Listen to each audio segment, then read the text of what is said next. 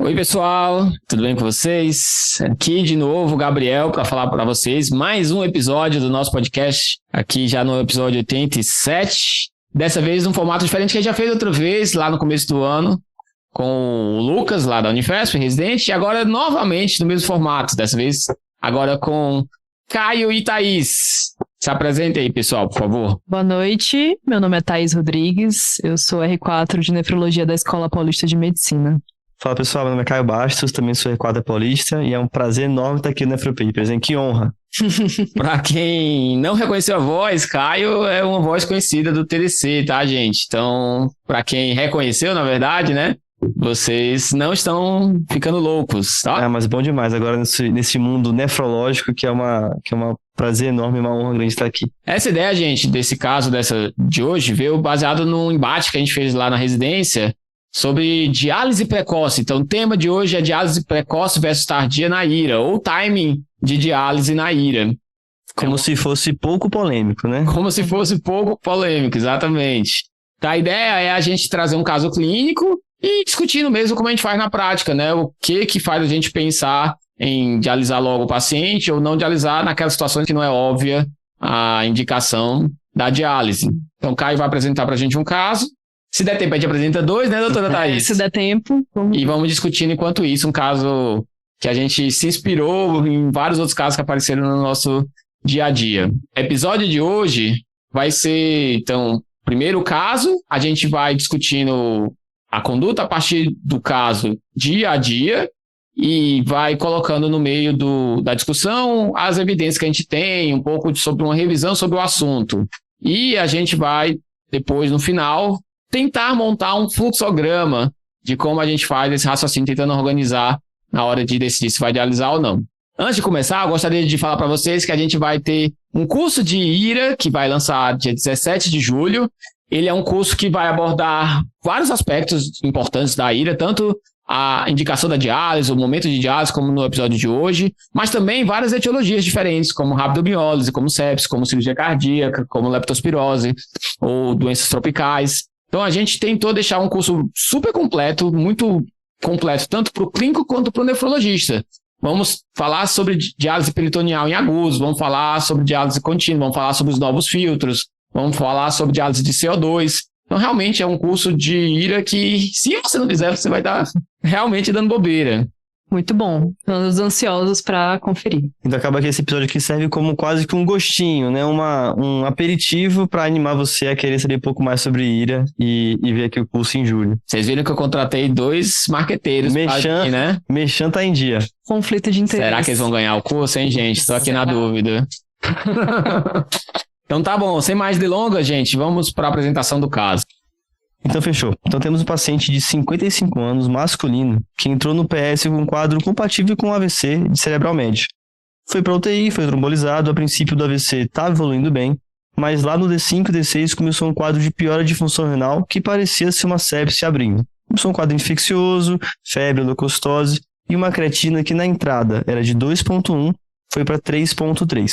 Pequena pausa, eu brinco lá no hospital que aumentou creatinina, na dúvida, pensa em sepse, né? Principalmente o paciente que está ali internado. Exato, se função orgânica, o rim sempre ele dá o alarme primeiro, então vale a pena a gente ficar sempre atento. Um dos primeiros, né? Exato. E aí o rim não foi diferente aqui. Então o rim apitou 3,2 de creatinina, e aí chamaram a nefro para começar a acompanhar esse caso. A princípio, nesse momento, o que a gente tem de informação no pedido de interconsulta é que é uma IRA cardíaco 1 associada a sepse. E aí? Como nefrologista, né, a gente pega esse caso, né, a gente tentar começar a ver o filme, né, da história, do que aconteceu, né. Então, uma IRA que tem uma causa aparentemente meio óbvia, né, como o próprio Gabriel já citou, a sepse é um dos principais motivos, né, de IRA intra-hospitalar, ainda mais no paciente no contexto de terapia intensiva. Nesse caso, a gente sabia o foco, não sabia o foco, a gente já assistiu um antibiótico nessa ocasião, como é que estava aí, cara? A ideia é que o paciente teve um quadro de sepse intra-hospitalar, é uma UTI que tem um alto índice de infecção por bactérias multiresistentes. O foco principal foi pulmonar para ele a princípio. A princípio, um pouco de ventilação, entrou um pouquinho de catéter E por cobertura empírica na entrada, entraram para ele com amica e mero, e como ele chegou a entrar com droga vasoativa, um vancomicina também. Então na entrada agora, no momento, a gente estava com uma dosezinha de nora e de vaso, mas a princípio uma boa perfusão ok. Então além de disfunção renal, fez também uma disfunção hemodinâmica. É esse raciocínio que eu queria fazer agora, então, nesse momento. Você, Thaís, foi chamada pela interconsulta para avaliar esse paciente. Quais parâmetros você vai avaliar ali em 3, 5 minutos para dizer assim, nossa, acho que eu vou ou não dialisar? Então, primeiro eu vou me deparar com esse paciente e vamos tentar montar um filme, né? O que levou ele, como nefrologista, fazendo um raciocínio nefrológico, né? Eu sei o motivo qual levou ele para IRA. Acho que a primeira coisa que eu, como residente de nefrologia, respondendo uma interconsulta, eu penso, esse paciente tem alguma urgência? Vou tentar avaliar que seria talvez a minha resposta automática, né? Então, acho que as coisas que eu principal gostaria de saber é a diurese desse paciente, né? O balanço hídrico de preferência dos últimos 3 dias e o padrão eletrólitos, gasometria para avaliação. Então, primeira coisa, ele vai morrer agora se não fizer diálise? Perfeito. Então, quanto é o potássio, quanto é o pH, e ele está ou não com sinais de hipervolemia franca, né? Uremia, intoxicação, raramente no agudo vão ser as indicações de diálise, mas é óbvio, é importante a gente lembrar. A gente tem isso? Tem. Então o paciente estava com um potássio de 5,5, quando a gente foi chamado, estava com um BIC de 19, um pH de 7,38. Da questão respiratória, como eu falei, como o quadro era pulmonar provável, começou um catéter nasal para ele, mas a princípio nada muito grosseiro. Ele tinha alterações na imagem pulmonar, mas parecia ser mais compatível com o quadro infeccioso do que com hipervolemia. Questão de edema, extremidades, estava totalmente seco, não parecia ter nenhum quadro mais importante de volume excessivo, não. E a diurese, você esqueceu? Então a diurese, quando a gente chegou, estava com uma sondado de demora, tinha 300 ml nas últimas 12 horas. O balanço nos últimos 3 dias estava mais ou menos mais 1.500. Agora, com o quadro de sepse, fizeram já o early go, então estava entrando 1 litro agora de zinco lactato para ele. E só Deus sabe quantos vão fazer, né? Exato. Além disso, doutora Thaís, então não tem uma urgência óbvia nesse momento. Perfeito. O que mais você olha para decidir se vai dialisar hoje ou não? A causa que levou esse paciente a entrar em IRA está sob controle? Primeiro, eu sei qual é a causa, então parece que é sepse, né? Entrou nefrotóxico agora, mas não deu tempo ainda de causar lesão. Essa causa que eu encontrei parece estar ainda piorando, parece já estar melhorando. Faz total diferença. Total diferença. Apesar do antibiótico já ter entrado, a gente não tem diferenciação do germe, então a gente não tem a plena certeza de que realmente eu tenho uma cobertura adequada. E uma outra coisa que eu queria saber desse paciente é o padrão de droga vasoativa dele. Ele estava progredindo droga, porque também tem todo a injúria do choque, também associado não só pela toxicidade direta da sepse, né? Então, nesse momento, o paciente tinha começado agora a entrar com dose mais alta, né? Então, a nora tinha entrado, a vaso começou a entrar agora, estava em uma ascensão, mas nas últimas 6 horas parecia que deu uma estabilizada. Ele está num platô de piora, vamos dizer assim. Eu estou pegando o paciente numa crista de piora. Você aproveitou esse momento da etiologia para perguntar sobre estabilidade hemodinâmica. Então, esse é um outro ponto que eu gosto de olhar na hora de decidir sobre a diálise ou não. Qual é o risco que eu estou colocando no paciente na hora de eu ligar a diálise?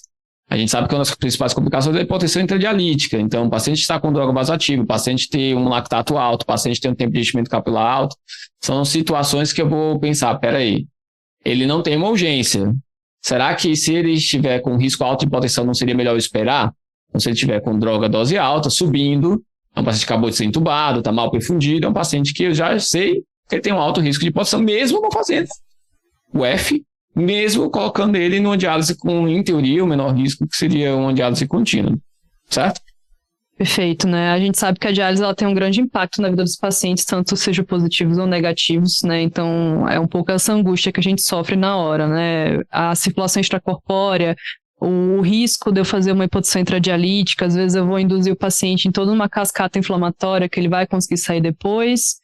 Por outro lado, também a gente pensa que iniciar a diálise um pouco mais cedo talvez me renderia um balanço hídrico mais controlado, às vezes um ajuste mais fino, evitar cenário de urgências, né? A gente sabe que às vezes, se você tem um paciente que de manhã ele está dando sinais que está progredindo, ele não está controlado, talvez esperar para a noite seja deletério, questões da vida real, né? Que a gente leva em consideração na hora de indicar a diálise ou não. Calma, então, tem urgência ou não? Qual é a etiologia? Está sob controle ou não? quais são os riscos que a gente tem para o paciente. Além de hipótese dialítica, a gente pode ter subida eletrolítica, às vezes o potássio está muito baixo, às vezes o fósforo está muito baixo. O paciente tem um infarto prévio recente, é um paciente que tem um IC de fração de ejeção baixa com arritmias frequentes. São todas situações que você tem risco. É um acesso difícil. Uhum. E por último, talvez uma coisa interessante que a gente possa colocar ali no nosso fluxograma é qual é o basal do paciente, né? Qual a chance dele recuperar. Tá começando a melhorar, mas se ele tinha 3 de creatinina anterior e agora está 4, né? Que não é exatamente o seu caso, a gente tem menos chance dele recuperar. Perfeito. Se era 0,6 e eu controlei rapidamente minha causa, ele tem muito mais chance de recuperar. É algo que a gente às vezes esquece, mas saber o basal do paciente faz muita diferença, né? Mas Caio ainda não sabe qual é o basal, né, Caio? No D1 ainda não. No D1 da nefro, ainda não. Exato. Tá bom. Nesse momento, então, você juntando tudo, o que você acha? É um paciente que está 6, 7 dias internado, com AVC, que abriu um quadro de sepsis, que eles estão na fase de expansão volêmica, que não tem urgências dialíticas, que a creatinina era de 2,1, foi para 3,2, então CADIGO 1, que está oligúrica nesse momento, mas estão ainda expandindo, e que, a princípio, não tinha uma urgência nesse momento. Tinha ureia, doutor Caio? Porque vão perguntar sobre ureia, né? Sempre vão. Então tinha uma ureia de 178. Então não era uma ureia tão baixa, mas também nada de emergência por uremia. Nesse momento. Aparentemente, sem urgências. E o que mais pega aí, aparentemente, de fato, é a questão volêmica do paciente, né? Tem que esperar, provavelmente ele está ressuscitado volemicamente. A gente tem ultrassom desse paciente? Foi feito ultrassom, na ideia de ver, tentar avaliar de maneira um pouco mais complexa a questão de fluido tolerância do paciente. E a ideia que passou foi que sim, que ele parecia fluido tolerante. Então tinha ultrassom pulmonar que não parecia nenhum padrão de congestão, ultrassons eram mais focais, como eu falei. Tinha uma VK que ela variava mais de 50% com a inspiração. Então parecia que eles tolerariam um pouco de volume. Então a ideia de fazer o early go com volume também foi bem vista também nesse contexto do ultrassom como um parâmetro de fluido responsividade. Só faltava nesse episódio com o Caio Pocos e meu gato Pocos a gente não falar de ultrassom, né? Tinha que ter. Então quer dizer que você vai mandar o intensivista hidratar o paciente agora. Exato. Às vezes a gente da nefro, a gente fala pro cardio fazer furo, fazer volume, então a gente tem mania de dar pitaco em todo mundo, então nesse caso a nefro concordou com a ideia de fazer mais volume mesmo. Nesse momento, o balanço positivo era mais que bem visto. Perfeito. Não que se você falasse o contrário, ele não fosse fazer volume, né? Exato, não dá nada. Mas, de qualquer forma, é algo que vale muito a pena a gente sempre conversar com a equipe na hora que a gente está pensando, né? A gente às vezes discute, fala assim, nossa, eu quero entrar porque eu quero tirar volume. Aí você vai conversar com a equipe assistente e fala assim, você tá doido? Eu tô longe de querer tirar volume. Então aquela sua indicação de diálise foi um pouco para baixo. Não adianta nada eu ligar se essa fosse a minha ideia. Então não esqueçam, gente, de conversar com o coleguinha. Mesmo que você não concorde, a gente tem que tentar chegar num consenso pro melhor pro paciente. Às vezes parece que não, mas estamos jogando todos no mesmo time. Exatamente. Tá. Então, nesse momento, decidimos por não dialisar, né? Acho que é meio consensual. Acho que chegamos a essa conclusão juntos. Fomos para casa. Lógico, intensivista lá em cima do paciente, checando se estava tudo sendo bem feito, se a cultura já estava saindo, se ele estava mostrando sinal de resposta. E chegamos agora no segundo dia da avaliação da nefrologia. O que temos de novidade? O D2 ele não foi tão bom como a gente esperava. Então chegou para ver o paciente de novo, ele tinha piorado clinicamente, tinha tido um rebaixamento de consciência, foi entubado na madrugada. E a droga que acendeu um pouquinho no contexto de intubação, que deu sedação, começou a baixar de novo. Então pareceu que ele piorou na questão peri-intubação. Agora a nora estava mais ou menos 0,1, 0,2 mg por minuto e a vaso ainda 6 ml hora. Da questão renal, a creatina também subiu de 3,2 para 3,7 e a ureia chegou a 230. Nesse momento, o BIC continuava parecido de 19 e o potássio de 5,2. E a diurese tinha feito apenas 500 ml nas últimas 12 horas. Tem pH? 7,34. Tem lactato? Lactato de 22. E aí, doutora Thaís? Perfeito. Nossa, aí é aquela angústia do nefrologista, né? O dia vai passando, o tempo do paciente vai mudando. É sexta-feira, 8 da manhã. Sexta-feira. 8 não, né? 2 da tarde, você é o último paciente que foi ver. Exato. E aí a gente sempre faz, tá na hora, não tá na hora. Então, assim, o paciente teve uma piora importante, clinicamente falando. A gente ainda tá com a causa da ira ainda aí elucidada, mas ainda não parece estar plenamente em controle, né? Ele passou dessa fase de expansão volêmica, de fato não tem nenhuma urgência ainda, mas chega aquele momento que você fica começando a sentir que talvez o paciente vai degringolar, né? Talvez o paciente esteja começando a ficar fora de controle. Não é aquele paciente que está decolando, digamos assim. Exato. Né? Talvez ele tá te dando prenúncios de que ele vai piorar e as coisas vão sair um pouco do controle, né? Mas ainda não chegou em nenhuma urgência. Acho que o ponto que mais chama atenção e mais traz angústia, no caso, nesse momento, é a falta de diurese, né? Se fosse um paciente que fosse apenas falta de volume no primeiro momento, talvez ele teria urinado só pela nossa reposição, né? É um paciente que, agora ressuscitado volemicamente, teria talvez indicação da gente pensar em um stress test de furosemida, né? Pensando como um marcador para prenúncio, né? Será que ele vai precisar de diálise? Ele vai evoluir para terapia de suporte renal? A gente poderia lançar mão dessa medida nesse momento. O que você acha? Eu acho super bem indicado, né? Um paciente que a gente não tá vendo a super melhora da etiologia, que tá ali meio limítrofe, né? Tem uma ligura, um potássio de 5,2, que tá ali com uma ureia de 230, que tem um quadro neurológico de base, que talvez comece a ter sintomas de uremia de fato, e não parece que amanhã ele vai estar super melhor. Às vezes a gente iniciar hoje a diálise vai impedir com que a gente tenha uma urgência 2 da manhã, 3 da manhã. Será que ele ter que passar um catéter 1 da manhã não é muito pior em relação a riscos para ele? Então, essa é uma dúvida que a gente tem e muitas vezes a gente não tem como resolver. A gente fala muito de biomarcadores e eles não estão acessíveis em 99% dos hospitais do Brasil, mas a gente tem um biomarcador que é tão eficiente quanto para predição de progressão de IRA e para predição de urgência dialítica nos próximos dias, que é o teste de estresse. Então, por que não? Então, a gente tem que sempre ter um paciente euvolêmico, então isso ele já está, aparentemente, né, doutor Caio? A ideia é que ele fez um balanço positivo de mais de 2.000 sobre 24 horas, nesse contexto de reexpansão volêmica. E para falar de novo do ultrassom, não tinha nenhum sinal de fluido responsividade tão intenso como tinha no primeiro momento, mas também não parecia nada congesto. Então parecia que estava mais no polo perto da euvolemia. É sempre difícil cravar a euvolemia, mas parecia estar próximo a isso. É aquele paciente que se urinar 800, você dá graças a Deus, mas faz um voluminho. Para poder compensar o que ele perdeu de diurese. Exato. Entendi, tá bom. A gente, então, nesse momento, pode optar por fazer o teste, só lembrando, né? Como é que a gente faz? Então, o teste de estresse de furosemida é uma ferramenta clínica que a gente utiliza para a gente tentar predizer se essa IRA vai piorar, né? Baseado na diurese de um paciente após o bolus de furosemida, em 2 doses. 1 mg por quilo se o paciente não tiver utilizado nos últimos 7 dias, ou 1,5 mg por quilo se o paciente tiver utilizado furosemida nos últimos 7 dias. Se em 2 horas ele fez 200 ml de diurese, ele foi responsível, menos que isso, ele não respondeu ao teste. E, segundo a análise, ele teria mais chance de ter uma piora da IRA, evolução da IRA e até precisar de uma terapia de suporte renal.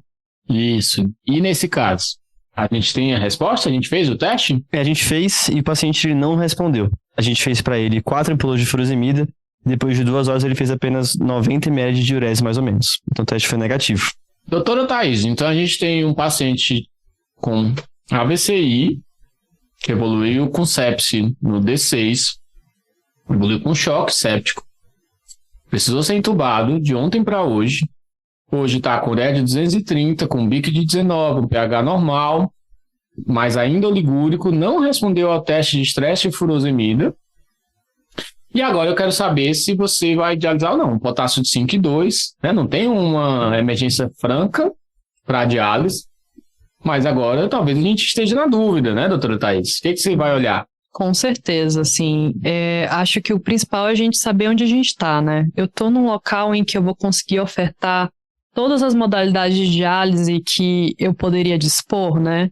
Eu não tenho urgências agora, mas é um paciente que eu me vejo tendenciosa a colocar muitas vezes, talvez, numa terapia contínua, né? Pensando em que o teste de estresse foi negativo, é um paciente neurocrítico, é um paciente que não está com potássio muito elevado, mas é um potássio ali já um pouquinho limítrofe, e a gente começa a pensar que ele vai ter mais chances de subir, é um paciente que teve uma piora clínica importante, até onde a gente sabe não foi por hipervolemia ou por insuficiência respiratória, essa intubação, mas teve uma piora clínica associada, então parece que o paciente não está redondo, né? Esse é um ponto para a gente pensar, né? Você comentou. Será que ele não tem mesmo urgência? Será que a ureia não pode estar atrapalhando em alguma coisa? Perfeito. Ele foi entubado por rebaixamento. Ele tem um Novaton? A tomografia foi feita, mas a princípio não viu nenhum sinal que parecesse uma hipertensão intracraniana mais importante assim. Tensão de nervo óptico negativo, não tinha nenhum indício de hipertensão naquele momento que seria responsável. A hipótese ficou como um rebaixamento pela sepse mesmo mal compensado. Um choque, né? Exatamente, choque associado. Tava com norivaso, agora depois que ele foi entubado, chegou a aumentar um pouquinho, mas agora tava com dose mais baixa. Então tava ainda com um pouco de vaso e a nora já mais baixa, 0,1 micrograma por minuto. Esperar que ele não tivesse acordado ainda. Exato. Então não dá pra falar que ele tá urêmico, francamente, pelo menos. Exato. Você quer dialisar porque acha que ele pode estar pior daqui a 6 horas, 12 horas. Eu acho que ele pode estar pior daqui a 6 horas. Você precisa tomar essa decisão agora? Não precisaria, né? Acho que uma coisa que a gente sempre gosta de falar, né, lá no nosso departamento de interconsulta é a gente tentar ver o paciente como um filme, né? Reavaliações são necessárias. Quanto mais vezes a gente vê o paciente ao dia, mais chance a gente tem de acertar, né? Quanto menos vezes a gente vê, mais chance a gente tem de errar. Eu gostaria de reavaliá-lo, talvez, em algumas horas. Mas não seria mandatório, de fato, começar agora, né? Então, isso é um ponto que eu bato sempre, né? Tipo, tem alguma chance de você conseguir reavaliá-lo hoje? A equipe que tá lá vendo consegue reavaliá-lo? Consigo pedir exame 3 vezes por dia para decidir se daqui a pouco ele não tá, talvez, começando uma curva de melhora? Talvez eu possa deixá-lo sem o risco da diálise, né? Um paciente, apesar de não ter um sinal franco de hipertensão intracraniana, tem risco de colocá-lo em diálise se eu tiver só intermitente, por exemplo. Muitos serviços aqui no Brasil não tem a diálise contínua disponível. Então, talvez pode colocá-lo sim sob algum risco. Ele ainda está com droga. Será que eu não vou baixar demais a perfusão cerebral desse paciente que já tem uma perfusão péssima por conta do AVC da artéria cerebral média? Será que ele tem algum risco de arritmia? Então, voltando para aquilo que a gente já discutiu. Então, é algo muito importante a gente pesar realmente qual é o risco que eu estou colocando aquele paciente numa situação que ele não tem, em teoria, uma super urgência. E às vezes eu esperar um pouco mais vai me dar mais segurança. É uma situação que eu estou vendo 60 pacientes, 80 pacientes, não consigo voltar. Talvez seja uma situação que eu vá já indicar diálise para esse paciente. E quando a gente está nesse momento, né, avaliando o paciente, a gente sempre fica pensando, né, nos grandes trials da nefrologia que tentaram encaixar perfis de paciente, né? Acho que a gente tem trials muito clássicos que tentou estudar vários perfis de paciente. Eu, pelo menos, como residente, sempre fico pensando assim, será que esse paciente se encaixaria em um perfil de algum estudo que foi realizado? Justamente para a gente tentar encaixar o paciente nessas diferenças. E o que a gente tem de evidência, né? A gente está aqui no achismo, vai mais para um lado, vai mais para o outro, vou monitorizar, mas isso já foi estudado em vários estudos, né? Foi sim, e a dificuldade talvez seja a gente encontrar qual estudo se encaixa melhor no perfil do paciente que a gente está vendo. Então a gente teve alguns estudos clássicos, o Alain, aqui, que faz IEL, e todos eles tinham perfis um pouco diferentes. Alguns pacientes um pouco mais cirúrgicos, alguns pacientes um pouco mais clínicos e o IDEAL, que foram pacientes com quadro de choque séptico especificamente.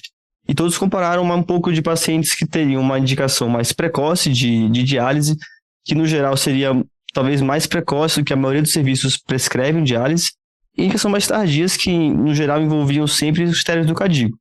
Então talvez uma grande crítica aos estudos é que todos eles usavam o CADIGO como principal marcador para diálise precoce ou não. E nosso trabalho agora é a gente ver se nossos pacientes se encaixam em algum deles. No geral, tanto aqui que o IDEAL e o START foram trabalhos negativos para diálise precoce, numa ideia de que ser tardio talvez não trouxesse nenhum malefício. E só o Alain que mostrou que ser precoce seria benéfico. Mas aí tem várias críticas, e talvez a principal delas é que tanto aqui que no IDEAL e no START, quase que metade dos pacientes nunca chegaram a dialisar do grupo tardio. Então fica a dúvida, será que a gente usar o CADIGO, o critério do CADIGO puramente, é um bom marcador para indicar diálise para esses pacientes? Porque para metade dos pacientes não foi suficiente. Então, nosso papel aqui é tentar ser um pouco melhor do que o CADIGO, tentar individualizar um pouco mais esse caso clínico. Daí a ideia da gente ir atrás do que eles chamam de um subfenótipo, onde um perfil de paciente que talvez tenha mais nitidamente benefício. Então, ele está oligúrico ou não está oligúrico? Ele tem um teste de estresse negativo? Ele tem um biomarcador de lesão tubular positivo? São sinais de mau prognóstico, são sinais que me indicam que ele tem mais chance de urgenciar no futuro. ele tem uma sedimentoscopia com muitos cilindros granulosos, que é algo que teoricamente daria para fazer em praticamente qualquer serviço. Uhum. Então, a gente vai tentando individualizar como é que está o controle da doença, qual era a creatina de base, aquele mesmo raciocínio que a gente fez para o D1 do momento que chamaram a nefro. Então, realmente, se a gente for por evidência, nesse momento, ainda não teria por que indicar. Mesmo os grupos tardios, a maioria deles cortavam em 6 de potássio. Tinha que ter já intubação com ou uma PIP alta ou uma PF baixa, para dizer que era uma indicação por hipervolemia. Tinha que ter o pH mais perto de 7,2 para eu pensar em dialisar por acidose. Então, nesse momento, o que a gente poderia ainda ir atrás era corte de ureia, que alguns estudos já cortavam com valores menores de ureia. Então, por exemplo, aqui que cortou em 240, que ali está bem na beirinha do nosso paciente, e o furosemide estradiol cortou em 210, por exemplo. Então, talvez no furosemide estradiol ele já entrasse. Uhum. E tempo de ira, que alguns estudos colocaram em 48 ou 72 horas de tempo de ira cardíaco 3, na maioria das vezes, ou de oligúria, que nesse caso ele ainda não tem. Então, daria para segurar, mas de novo, aquilo que a gente começou, onde ele está, né? Qual é o risco que ele está sendo submetido se eu segurar ou se eu colocá-lo em diálise. Exato, e tem um trabalho interessante que foi uma análise secundária do AKIC e do IDEAL, que ele tentou fazer um dado um pouco mais personalizado. O que é que esse trabalho mostrou de maneira bem resumida? Que pacientes que tinham um baixo risco de diálise nos próximos 2 dias, fazer diálise precoce ou não, talvez não tivesse muita diferença, inclusive você fazer precoce talvez agregasse o risco de fazer diálise para esse paciente. Paciente que tem um alto risco de fazer diálise nos próximos 2 dias, talvez fazer diálise precoce ou não mude, porque a diálise possa trazer talvez uma descompensação um pouco excessiva naquele momento, ou até ser uma terapia mais fútil. Mas o que ele mostra interessante é que, fazendo uma subanálise desses 2 estudos, o paciente tem uma probabilidade moderada a alta de precisar de diálise, talvez ser precoce, eu possa reduzir a mortalidade.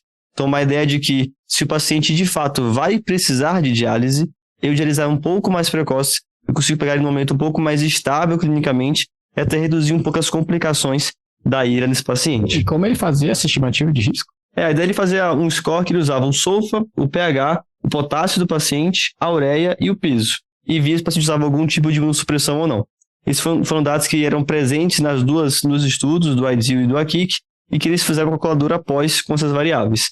Se a gente pegar esses dados do nosso paciente, ele tem uma chance de diálise nas próximas 48 horas de 39%. Então seria o paciente que tem essa probabilidade nesse intervalo moderado alto. Então, talvez era um paciente que, por esses 2 estudos, teria uma menor mortalidade se dializássemos de maneira mais precoce.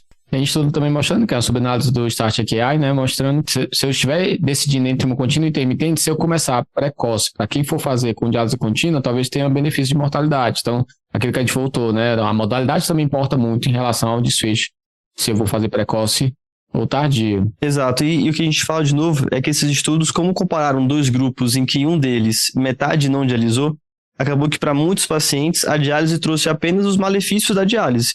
E como muitos deles usaram diálise intermitente, a gente sabe que tem um pouco mais de estabilidade hemodinâmica. Isso a gente está associado à hipotensão intradialítica e até isquemia sistêmica. Então, talvez fazer diálise para quem não precisa, e que os estudos acabaram que fizeram isso, a gente trouxe grandes malefícios. Então, nosso papel é, naquele paciente que vai dialisar, como é que a gente atua na diálise? É melhor ser mais precoce ou mais tardio? E esse dado, de maneira objetiva, não temos ainda. Nesse paciente, vou dizer que eu sou mais tendencioso a pensar em diálise. Tem uma chance um pouco mais moderada alta de precisar de diálise. Eu gostaria de fazer uma contínua para ele. Neurocrítico, a gente consegue trazer um pouco mais de estabilidade. A minha ideia para esse caso é que eu acho que ele vai piorar nos próximos 2 dias, não tem por que esperar. E o que eles fizeram? Não dialisaram. Não dialisaram.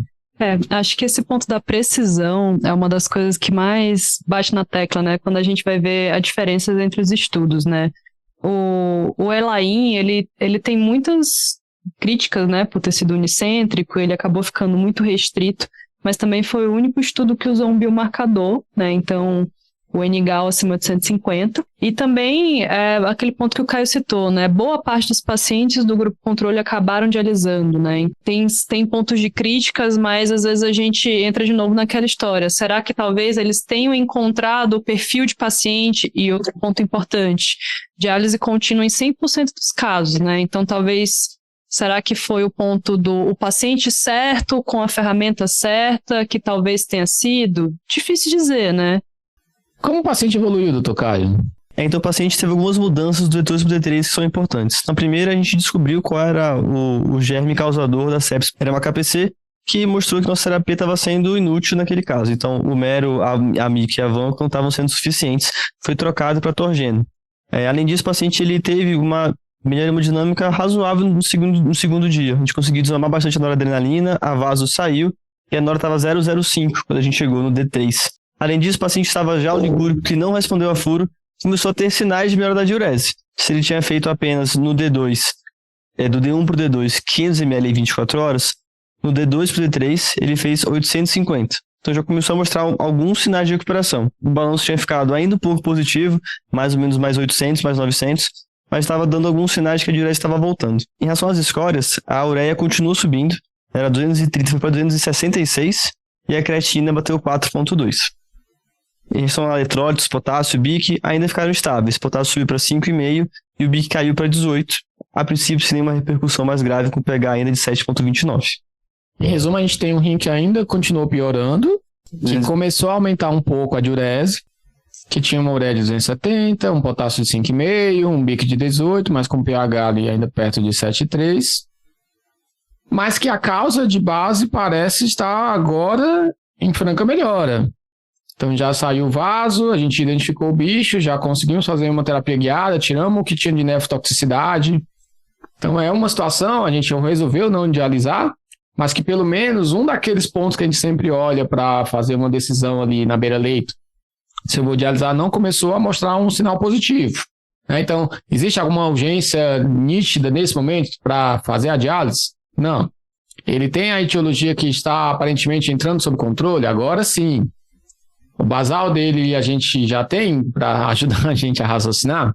Até temos agora. A gente viu que o basal dele era 1,1, mais ou menos uns 2 a 3 meses antes de ser internado. Ótimo. Então, apesar de a gente ter tido o teste de estresse de furosemida ontem negativo, apesar dessa calculadora de risco ter predito que ele tinha um risco moderado de não melhorar nas próximas 48 horas, a gente tem agora um sinal positivo, ou de uma chance maior de ele começar a recuperar mais rápido a função. Talvez a gente deveria ter dialisado ontem. Mas isso acontece o tempo inteiro na nossa vida, né? Por algum motivo ele não fez a diálise e ele pode começar a recuperar agora, né? O tempo inteiro a gente tem situações que por algum motivo, às vezes de logística, às vezes mesmo de equipe, às vezes mesmo de tempo, às vezes mesmo da quantidade de pacientes que vai ver, você, na ausência de uma urgência, paga para ver, às vezes espera um pouco mais. Chega no dia seguinte e às vezes se surpreende com o paciente. Às vezes aquele cateter, você já chega lá como primeiro paciente que vai ver, achando que já vai começar, passando um cateter, descobre, na verdade, que ele começou a operar. Nada que a gente discute aqui é 100% de probabilidade. A gente tem que entender que a gente está tentando escolher o caminho que teria mais riscos e possivelmente mais benefícios, mas que tem coisas que são imprevisíveis. Por isso que eu gosto de falar também dos riscos, né? Então, não tem uma urgência, mas ele está chocado, ele tem um risco de arritmia, né? Tudo que a gente já discutiu. Então, talvez seja a situação que eu vou esperar um pouco mais. Tem alguma evidência para esse paciente agora, para poder ajudar a gente, agora com 270 de ureia, com 3 dias de IRA, 5 dias já, deve estar subindo a creatina dele lá do início, né?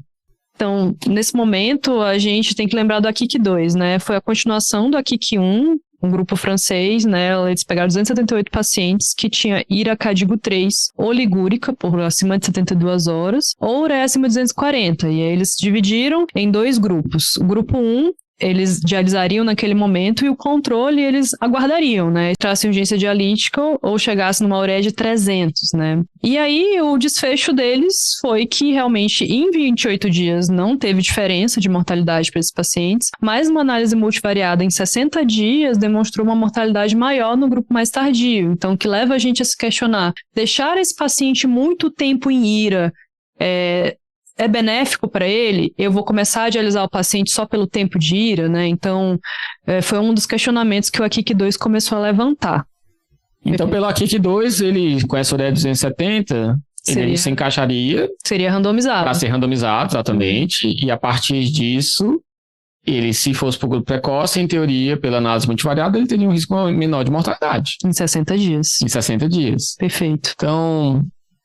talvez pelo estudo, fizesse sentido a gente, nesse caso, já fazer a diálise. Sim. Só que a gente tem que lembrar que quando você vai fazer o estudo, você está vendo a média dos pacientes. E esse paciente individualmente, será que é melhor fazer ou não?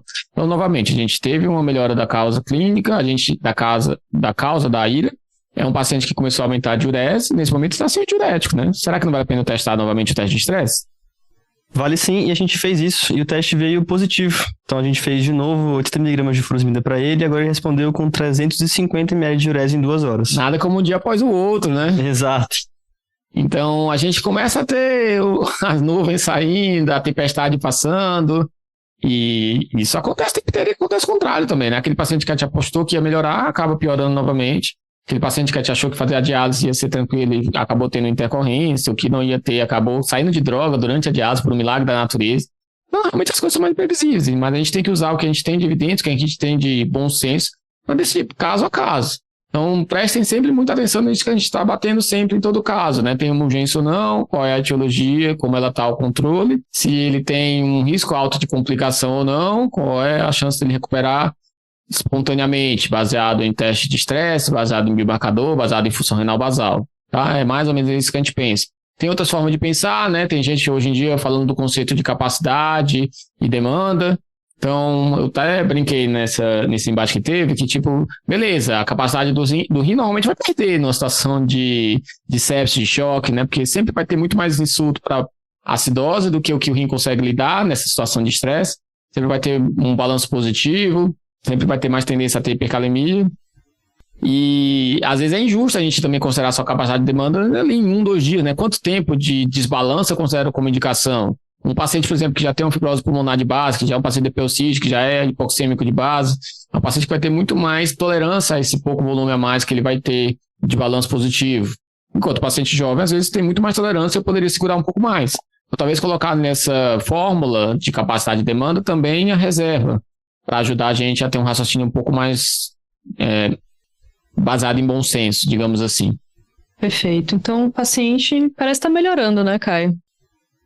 Então, o que a gente viu foi que no paciente no D4 começou a ter uma melhora mais expressiva da função renal. Então, a diurese aumentou para mais de 1.000 ml em 24 horas, e a creatina baixou para agora 3,2, então saiu de 4 para 3,2, e a ureia também baixou um pouquinho para 220. A gente começou a ver sinais que o paciente estava realmente recuperando, e a ideia foi que ele pôde ficar sem diálise. Então, mais ou menos 10, 15 dias após ele ter a nefrocese chamada, a gente saiu do caso com a creatina voltando para o basal, mais ou menos 1,3. Ele teve alta sem diálise. Beleza. Quem diria, né? Paciente que a gente pensou que seria indicação e tinha em vários momentos, né? Critérios para pensar em diálise mesmo. Mas teve alta e, a princípio, já posso falar que depois de 60 dias continua bem, segmento ambulatorial, então não entrou nessa mortalidade maior da KIC 2, não. Muito bom. Aqui não é para dar uma ideia para vocês de que, então é ótimo esperar. A ideia é só mesmo a gente trabalhar o raciocínio. E ter dialisado esse paciente, como vocês já entenderam, teria sido totalmente correto em vários momentos. Então, quer dizer que ele teria um desfecho diferente? Talvez não. Talvez tivesse o mesmo desfecho. Mas é importante a gente ponderar sempre em cada dia, em cada momento. Será que eu espero um pouco mais? Será que eu não consigo esperar mais por diversas situações? Qual é o tipo de terapia que eu tenho disponível? Vou fazer heparina ou não? Vou fazer UF ou não? A gente poder decidir com, querendo ou não, foco no paciente, para a gente poder ter o melhor desfecho para ele, apesar de a gente saber que muitas vezes é algo que a gente não tem como ter certeza de qual vai ser a evolução. Mas tem casos que a gente tem que pensar sempre em diálise precoce, sem muita dúvida, né? Então, na literatura, a gente ouve muito falar sobre o exemplo da leptospirose, né? Como um caso em que diálise precoce seria mais interessante, né? Foi um estudo com um N de 33 pacientes, realizado entre 2002 e 2005, e que a ideia era justamente essa, né? Eu dividi pacientes em uma diálise precoce, e não só precoce, mas diária, com pacientes com uma diálise tardia e em dias alternados. Os pacientes que foram submetidos à diálise tardia tiveram uma taxa de mortalidade de 66% versus uma de 16% no grupo precoce, né? Precoce diária, né? Fique claro. Precoce diária. Então, existia uma preocupação muito grande em se alcançar uma dose, né? Que é toda uma outra discussão à parte também, né? A dose ofertada, a gente tem literatura... O volume, né? volume. Retirada de volume. Retirada de volume também. Então, é uma outra discussão à parte. A gente já tem literaturas mais antigas até falando sobre tentar alcançar nível de KTV, que a gente não vai entrar no mérito de citar aqui agora. Mas é um dos principais estudos que a gente cita quando a gente está falando de lepto, né? O que eu acho importante quando a gente fala de lepto, de a gente lembrar? Que era o que estava no estudo. Então. Eles tinham todo síndrome de Weill, a média de bilirrubina era 15. Então era realmente um paciente com síndrome de Weill, com certeza, grave. Todos eles precisavam estar entubados e com sinais de SARA. Então tinham que ter uma relação PF menor do que 300. Tinham que ter raio-x com infiltrado bilateral, que poderia ser edema pulmonar ou poderia ser hemorragia alveolar. Então era um paciente muito grave. A média de creatina deles era maior que 6. Então era um precoce, mas não era um precoce que tinha pouca disfunção, que era um paciente tranquilinho. O precoce foi porque foi baseado em tempo da chegada do paciente na UTI para o início da diálise, né, que é chamado de DOT to dialysis. Então, cuidado para vocês também não saírem dialisando qualquer paciente com IRA, mas lepto. Isso é uma coisa que eu me lembro na minha residência de clínica médica mesmo, né? Um conceito até meio errado da gente falar que... Não, volta, não precisa falar isso. Mas, enfim, dizer que lepto tem que ser precoce. Não é toda lepto, né? É síndrome de Weill, um paciente com relação PF baixa. Enfim, é um paciente séptico específico também, né? Um paciente que às vezes está com hipocalemia, ou com fazer a diálise vai causar uma arritmia por causa da hipocalemia, mesmo você botando mais potássio no banho. Então não é uma situação tão óbvia assim. Outra situação é na cirurgia cardíaca, né, que a gente tende a fazer mais precoce. Aí tem meta-análise com 5 estudos, que quando subdividiu na creatina acima de 2, na hora que indicou a diálise, eles tiveram menor mortalidade. Mas é uma subdivisão de uma meta-análise de estudos ruins. Então, não dá para afirmar que é uma certeza, mas é um paciente que a gente entende que talvez tenha uma menor tolerância a volume, pela questão da cirurgia, do coração meio atordoado. Então, faz algum sentido, de fato. E também parece um pouco com esse perfil do Elaine, né? Que foi um estudo mais que tinha um perfil de pacientes parecido com esse mesmo, que foi o estudo dos clássicos, o único que mostrou que ser precoce foi benéfico. E também tem que lembrar das causas de diálise que não são causas primariamente nefrológicas. Então, pacientes que têm hiperamonemia, por exemplo, para uma disfunção hepática aguda, a diálise contínua em altas doses parece ser benéfica, apesar de não ter ainda um consenso muito claro, nem com nível de evidência muito forte, mas as diretrizes lá de fora estão indicando diálise nesses contextos para fazer um clearance de amônia. A diretriz americana da gastro, né, indica. Exato. Em que tem cefalopatia hepática grau 2, pelo menos. Já indicaria, em geral, a gente corta em 100, mais ou menos, quando você tem amônia disponível, né? Exato. Então seria uma indicação que a gente não vai pensar, talvez, na nefro de cara, mas que a nefro pode, sim, ajudar a entrar, e que ser precoce também teve diferença, e parece, de fato, ter diferença na sobrevida dos pacientes. E na sepse, alguma coisa de diferente? É o sonho de todo mundo, né? Do intensivista, do nefrologista, que a diálise a sepse resolva, né? A gente gostaria muito de falar que sim, mas nesse momento ainda não é um consenso, longe disso. Então, o que a gente já tem é estudo, subanálise de estudo, mostrando que filtro que tira endotoxina, né? Que faz a dissorção de endotoxina, tem um possível benefício, no caso do Euphrates, em mortalidade, mas é quando tem um subgrupo de endotoxina nem muito alto, nem muito baixo. E tem meta-análise com o Oxides, né, que mostra também benefício. Mas é uma meta-análise de vários estudos também que não são randomizados. Então, diminui o impacto da meta-análise, apesar de ser, sim, sugestivo de um benefício. E faz sentido, né, eu tirar meio que a causa ali da sepse, né, porque eu não estou tirando citocina, apesar de tirar também, mas estou tirando a endotoxina, que é, em teoria, o que está causando toda a cascata inflamatória. Então faz sentido, como se fosse um adjuvante do antibiótico. Então eu acredito, sim, que no futuro vai ter um benefício, mas a gente precisa ainda talvez saber quando fazer, para que paciente e com que posologia a gente deveria fazer, né? Algo que a gente ainda não tem embasamento para falar assim, tá séptico, não tem urgência, vou indicar. Perfeito, gente. Então, em resumo, o que a gente teve do caso, então, Caio? Então, o paciente teve um quadro de uma ira cardíaco 3 oligúrica inicialmente, uma etiologia a princípio séptica, mais nefrotóxico, mais um pouquinho de pré-renal no início do quadro, que teve uma evolução que no começo parecia desfavorável para uma piora de função renal e piora clínica, mas depois que a gente pôde identificar o fator causal da ira e atuar na reversão desses fatores, a gente teve uma melhora da função renal, melhora clínica e ele saiu sem diálise. Então foi um exemplo de que talvez ser precoce possa não ser tão ruim assim muitas vezes, e a gente tem que entender esses fatores, o que está causando a ira, como reverter, para tentar prever com a bola de cristal como a gente vai estar no futuro. Lembrando que nesse caso a gente utilizou o teste de estresse de furosemida, mesmo vindo negativo, ele acabou não dialisando a diálise. Lembrando que a gente teria que olhar com bastante afinco se ele tinha impressão intracraniana ou não, pensando se eu fosse indicar diálise qual seria a terapia, para também não colocá-lo sob risco. Lembrando que no momento do pior momento do choque, talvez iniciar, talvez realmente não tivesse sido uma boa ideia, naquela ausência de urgência. Mas são vários pontos que a gente tem que ponderar na hora de decidir se a gente vai dialisar ou não. A gente poderia ter dialisado por vários estudos anonimizados, né, baseado em evidências, então a gente estaria super embasado. A gente até quis em alguns momentos, né, acabou não entrando por da casa do destino, mas o fato é que às vezes realmente não existe uma resposta certa e a gente vai ter que colocar mesmo na mesa todos os pontos positivos e negativos para tentar colocar na balança o que vai predominar.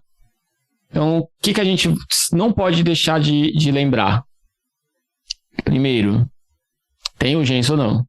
Então, a urgência, a gente vai ter uma variabilidade de acordo com o local que você for ler, mas o consenso é, em geral, 6 com alteração eletrocardiográfica, ou 6,5 pensando em potássio, uma hipervolemia com hipoxemia, principalmente, um paciente que tenha, de fato, uremia clínica, então tem um sangramento que possa estar atribuído à uremia, tem um rebaixamento associado à uremia, e aí fica a dúvida se o valor de ureia isoladamente em algum momento vai entrar, e uma acidose com risco de morte. Aí normalmente é o pH menor que 7,2.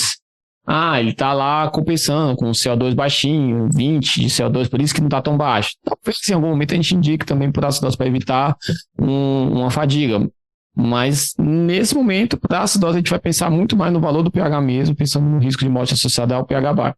Lembrar que esses pacientes todos que são urgentes foram excluídos dos estudos, né? Ninguém fez estudo comparando dialisar precoce ou tardio quem tinha urgência. Eles foram todos dialisados. E lembrar de intoxicações. Tem as situações que não são tão absolutas, como os pacientes que têm uma ira oligúrica por mais de 72 horas, principalmente que a causa não esteja bem controlada, que tem uma ureia maior que 240, como a gente já conversou sobre o AKIC 2. E essa questão talvez de um pouco da capacidade do rim de lidar com a demanda metabólica que está acontecendo naquele momento. Além, então, se tem urgência ou não, a gente vai tentar avaliar qual é a chance de melhora daquele paciente. E aí a gente vai avaliar como é que está a etiologia, se ela é conhecida, se ela está sendo tratada, se está melhorando. E a gente vai olhar se ele tem um teste de funcionalidade positivo, no caso do teste de estresse de furosemida, né, um biomarcador funcional, ou um biomarcador de lesão, né, no caso do NGAL, do NephroCheck. Vou avaliar se eu tenho uma função de base desse paciente, que vai me ajudar. Vou avaliar se ele tem outros insultos, vou avaliar qual é a trajetória da ira. Então, aqui, se a gente quiser, também fica até o infinito. E vou avaliar também se ele se encaixa com um subfenótipo específico. Então, se ele é um paciente com lepto grave, se é um paciente com cirurgia cardíaca, se é um paciente que tem uma falência hepática aguda. É uma situação que também a gente não pode deixar de lembrar. E lembrar das complicações, né? Então, vou indicar a diálise, mas será que tem um risco iminente para esse paciente?